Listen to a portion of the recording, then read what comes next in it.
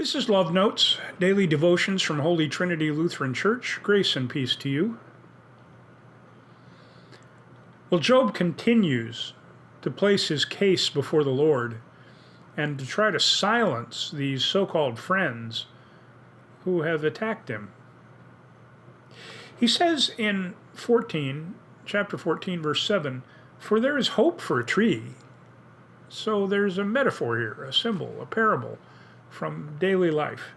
If it is cut down, killed, it will sprout again, and its shoots will not cease. Though its root grows old in the earth and its stump dies in the ground, yet at the scent of water it will bud. I can recall in my time living in Minnesota where cottonwoods are very, very prevalent, and learned if you cut down a cottonwood tree because the lightning hit it or something knocked it over, the next spring there will be cottonwood trees coming up in the yard for many, many, many yards all around it. Those roots will take just the scent of water and they will regenerate new life. Job says, see, that's the way it works. But then he says, but mortals die and are laid low. Humans expire. Where are they? We don't have roots that come up again. Now, we want to take another time to caution here. This is Old Testament literature. It comes from the period of the exile. There is not a developed understanding of the resurrection here. And so we shouldn't confuse what Job is saying with what we find revealed in Jesus. Although certainly the questions that Job asks are in some way answered in Jesus' life, death, and resurrection. For Job, when you die, you're dead. As waters fail from a lake and a river wastes away and dries up, so mortals lie down and do not rise again.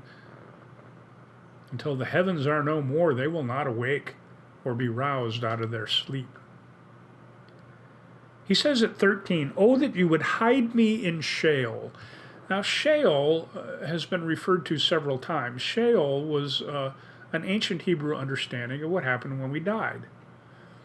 Sheol is a place of nothingness, separation from life, separation from God. It's not punishment. It's not some kind of torment, as Dante's Inferno tries to suggest.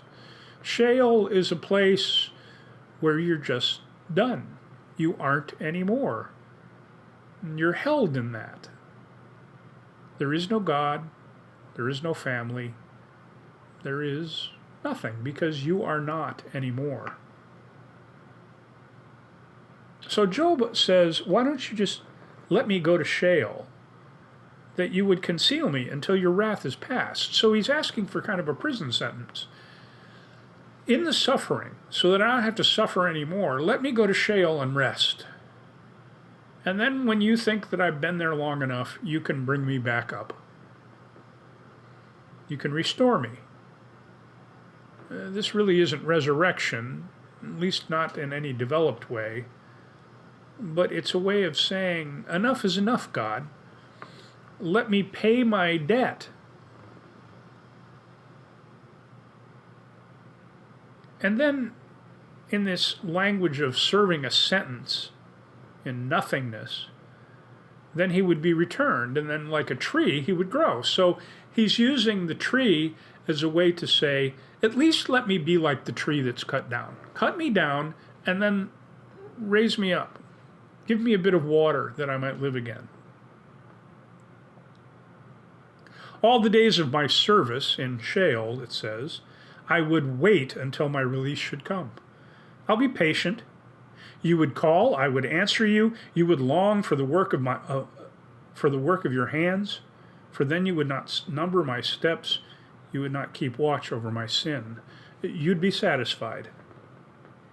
My transgression, and here's a wonderful image, would be sealed up in a bag, and you would cover over my iniquity. You'd take all of the transgressions that I may have committed, all of the words that may have been intemperate, whatever I did that might have offended you, you could put those all in a bag after I served my sentence, and then you could just cast them away. Now, Job has put this out as a proposal. And in verse 18 comes but. But the mountain falls and crumbles away, and the rock is removed from its place. The waters wear away the stones. Job's hope, Job's desire, Job knows is not going to take place, because that's not the way of the world. Sometimes we use religion to fantasize about how we get out of our troubles. Job's done a little bit of that here. Why couldn't I be like a tree? Why couldn't you put me away and punish me and then call it even? Well, Job knows that's not how God works. The possibility is an impossibility. He knows that, as it says in verse 22, we feel only pain of our own bodies, and we mourn only for ourselves. That is a truth, and it's a truth that we should embrace, because it is in suffering that we find God, whether silent or giving answers. Amen.